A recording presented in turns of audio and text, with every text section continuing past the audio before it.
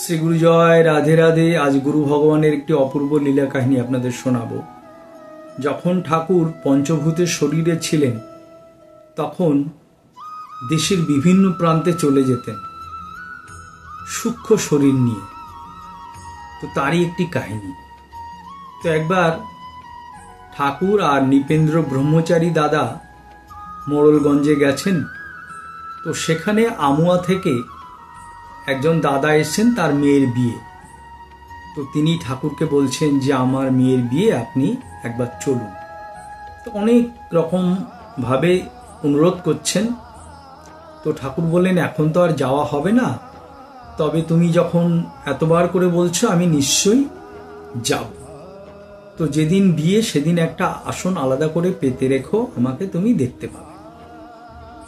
তো এই কথা বলাতে ওইখানে অনেক শিষ্য ভক্তরা ছিল ঠাকুরের সামনে। তারা তো ভাবছে যে কি বলছেন, কোথায় মোড়লগঞ্জ, কোথায় আমুয়া। তো যাই হোক, সকলে সন্দেহের চোখে বিষয়টা দেখলো। তো যেদিন বিয়ে সেই লগ্নের সময়ে ঠাকুর নিপেন্দাকে বললেন একটা আসন পেতে দিতে।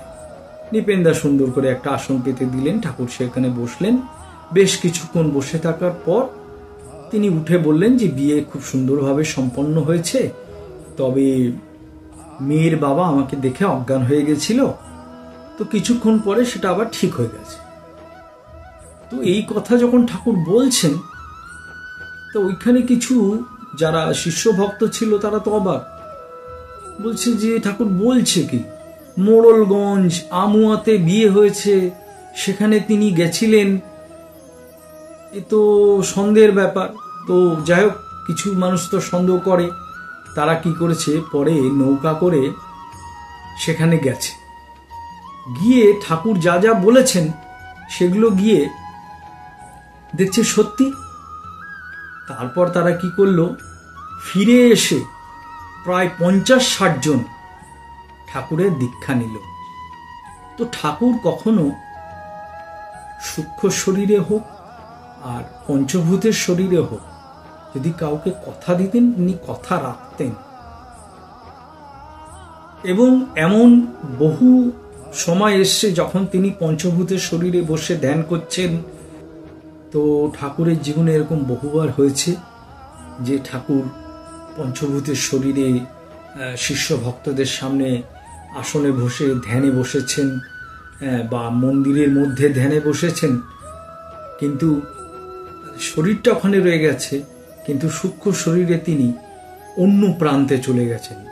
নাকি কোনো শিষ্য ভক্ত বিপদে পড়েছে, সে ঠাকুর ঠাকুর করে কাঁদছে, ঠাকুর ঠাকুর করে ডাকছে। তো এরকম ঠাকুরের সামনে যে অনেক সব ভক্ত শিষ্য থাকতেন, তারা ঠাকুরকে পরীক্ষা করতেন। ওই কাঠির মধ্যে তুলো জড়িয়ে ঠাকুরের নাকের কাছে ধরতেন, যে ভাবতেন যে বুড়ো আছে তো না অক্কা পেল, অর্থাৎ মানে শ্বাস প্রশ্বাস তারা চেক করতেন। কিন্তু ঠাকুর সর্বদাই সর্বস্থানে ঘুরে বেড়াতেন।